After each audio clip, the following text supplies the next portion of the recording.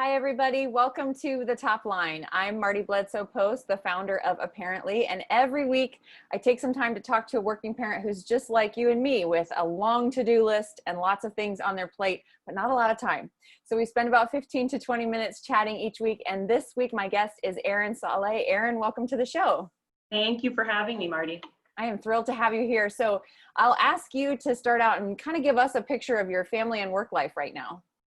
Sure. I am married. I have two wonderful, crazy kids, a 10-year-old son and an 8-year-old daughter. They're in 5th and 3rd grade. We are in the greater Chicago area. We've been here for going on 10 years. I am an independent consultant within the digital marketing agency life. I chose to leave full agency life about 10 years ago when my son was born. And you know, it's the independence that comes, it does come with a lot of hiccups, but it has given me the freedom and the flexibility to take care of a busy family, for sure. But again, with that comes a lot of challenges. My husband, he works for a medical supply chain, within the medical supply chain for Abbott.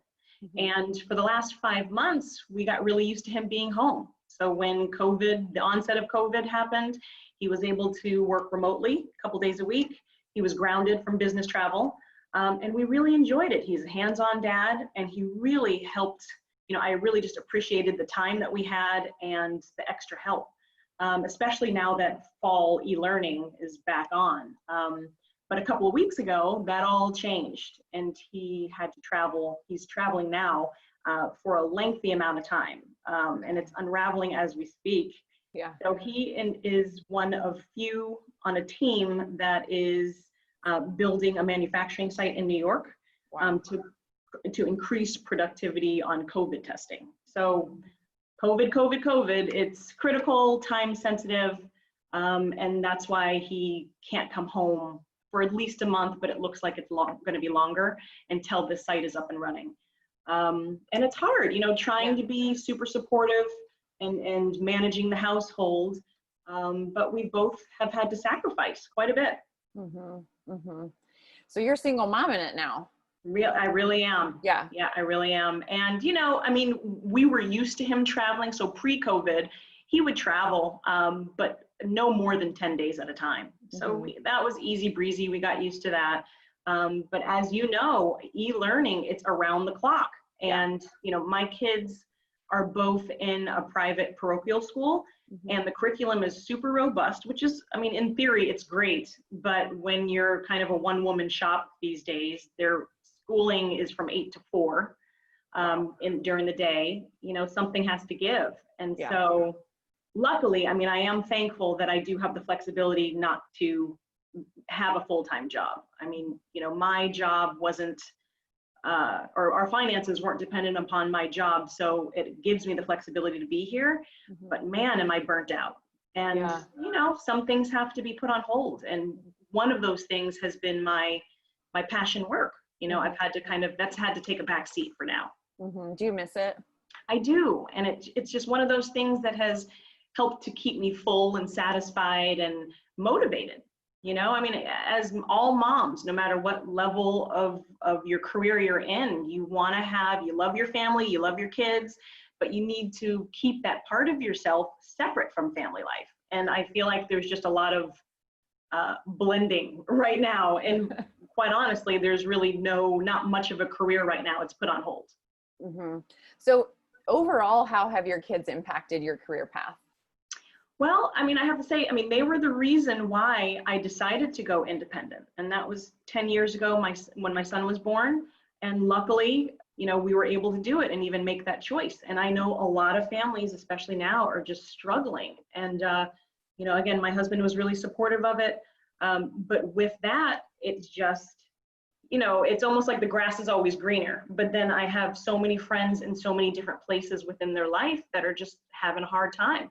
No matter if you're a CEO of a company, if you're a full-time mom at home, you know, or if you're trying to balance it all, it's a juggling act, no matter what. When you think about trying to be your most creative self, what conditions do you need around you to make that possible? None of which I have right now. Right. So I would say without a doubt, like guaranteed quiet moments. I'd say space to be creative and time, none of which I have. And quite honestly, I don't feel that, you know, my creativity is there anymore. I mean, you have kids home all day, you know, it's around the clock. You know, and being a teacher, I've never been, I mean, as a mom, you're naturally a teacher to an extent. You know, the level of teaching has gone to significant heights that I've never even imagined would. You know, I'm sitting there with them learning the curriculum. They're not independent workers yet. They're not old enough yet to be able to just do it on their own. So yeah, it's just been a struggle. Yeah. And then on top of that, when you add in, you know, just the stuff, the world events, country events, you know, all the things that we, you know, it's just in your face. You can turn off your phone, you can shut down your computer, but it's still present. And as a Black woman, you know, I can't just forget it. You know, I send my kids out to play. I'm around kids. I'm worried about, and we're in a great neighborhood, but you just don't know what can happen. You know, I'm worried about my husband traveling and contracting COVID. I'm worried about, you know, elderly parents and friends and family that are financially strapped. It's just, there's no room for creativity, I feel like. What do you do to de-stress or to relax?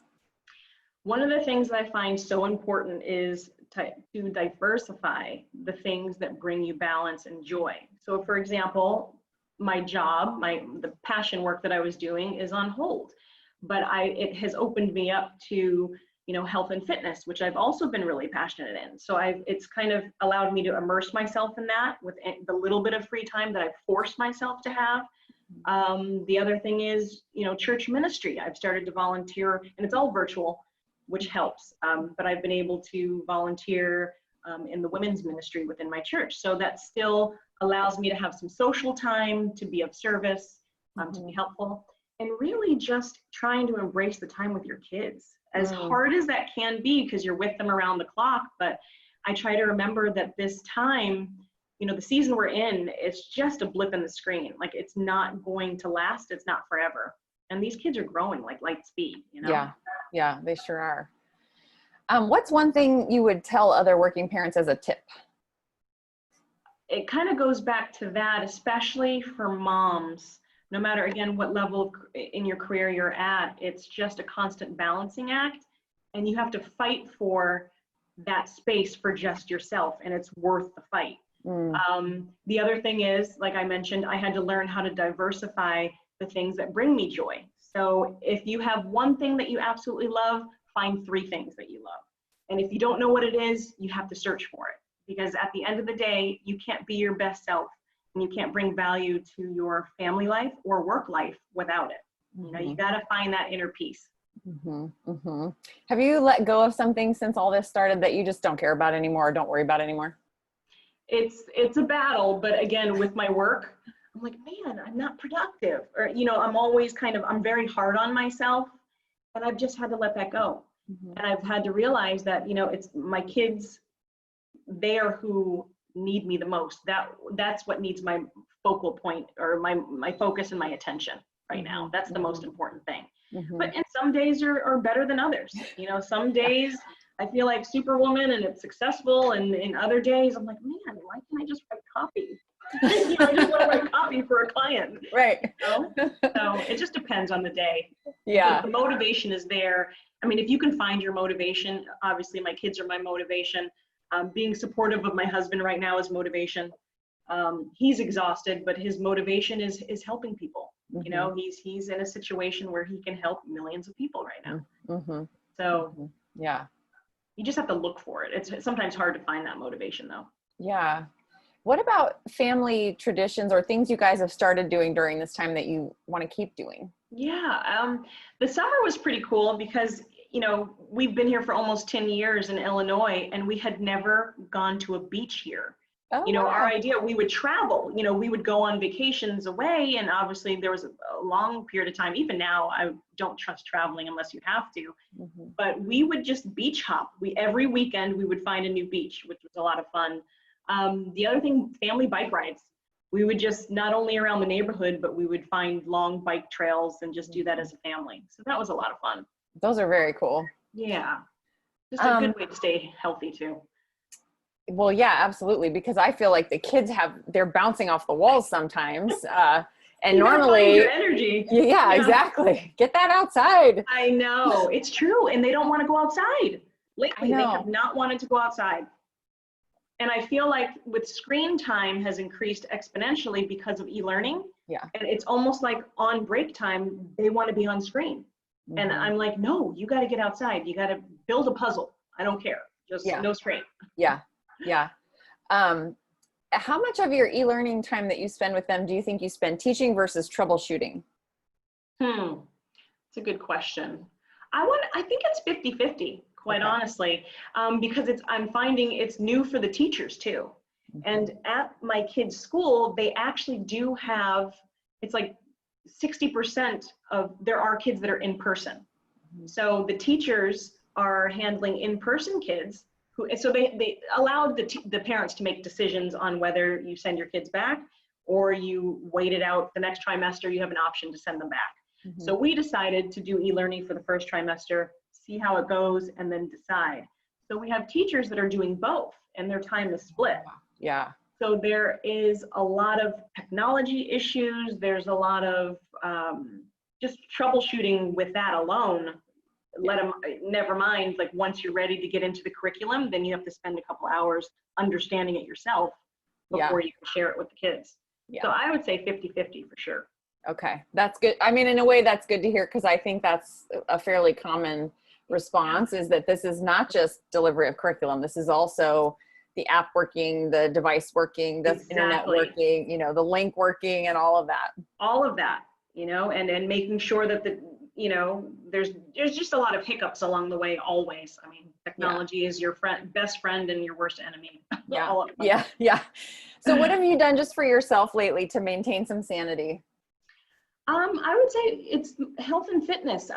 Which I've always been into, and I've always done, I've done throughout my life a wide variety of things. But right now, I'm really enjoying HIIT boot camp classes, and Okay. so I force myself to do that, 3 times a week at least. And a good girlfriend of mine is my trainer and a fitness coach. Mhm. So she's a great motivator, Mhm. and really that just keeps me centered mentally, not just physically, mentally, emotionally, all of it. Mhm. And she's even sparked interest in me possibly following suit within the fitness training realm. So we'll just see what happens. Oh, wow. That'd be cool. Yeah. Yeah. I mean, not that I feel like I have any more room on my plate, but it's enjoyable for sure. Mhm. Mhm. If you were to design a t-shirt right now for working parents, what would it say?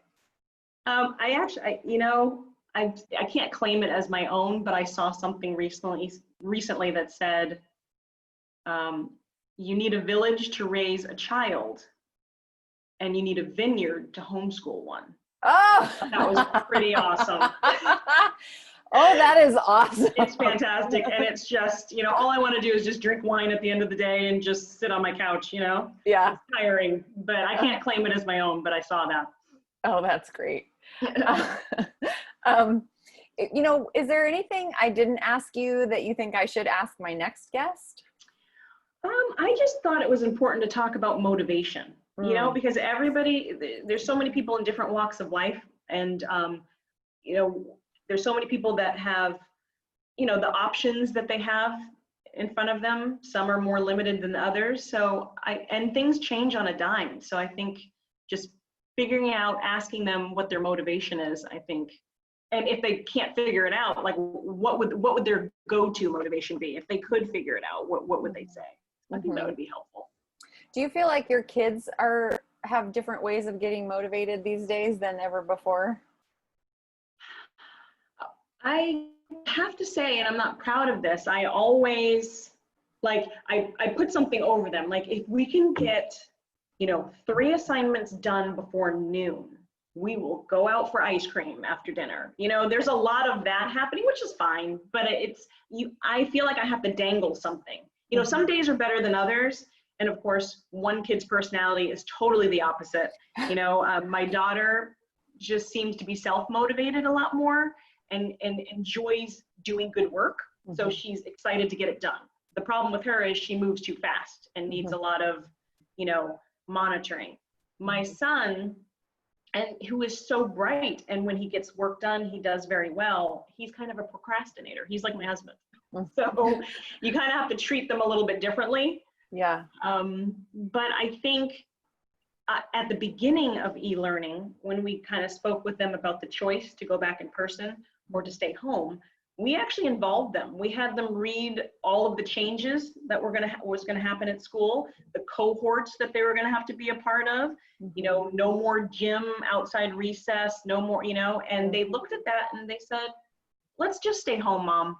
We did it in the spring. We can do it again. Yeah. So they're right now, and God willing, it'll last, but they're pretty easygoing right now for the most part. Yeah. Oh, that's good to hear. That's really good to hear. I think involving them in their choices when we can is helpful because they feel like everything's out of their control at the moment. Absolutely. And just, it gives them almost a sense of power and confidence. Like, okay, well, my parents allowed me to be a part of the conversation. They're talking to me, not talking down to me. They're sharing what they know and they're allowing me to help make the choice. I think that gives them confidence for sure. That's wonderful. Yeah. Well, thank you so much for being here and giving us a little bit of your time. This was so much fun and therapeutic. Yes. And I think, we all just have to remember we're not alone in this, and there are other people going through similar things. And I appreciate everything that you shared. And I want to, again, say thanks for your time. Appreciate it. And let's keep in touch. Let me know how everything goes. Yes. And same for you. Have a great rest of your day. Thank you. You too. Thank you. Bye.